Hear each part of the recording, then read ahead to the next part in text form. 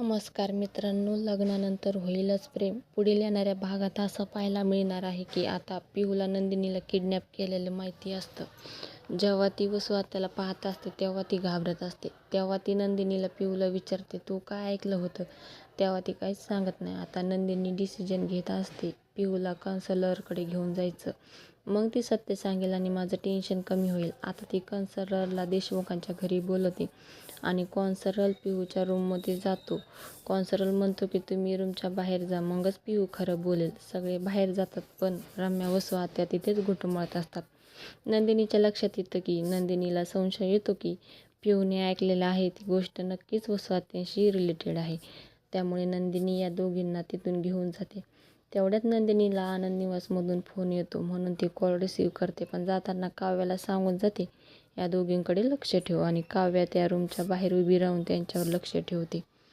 पिहू सांगते की वसू आत्यांनी लग्नामधून नंदिनी वहिनीला किडनॅप केलं होतं, मी माझ्या कानाने ऐकलं आहे.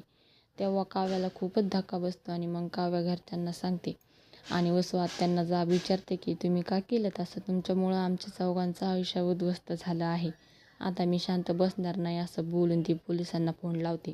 पोलीस घरी येतात. काव्या त्यांना वसू आत्याने केलेला गुन्हा सांगते.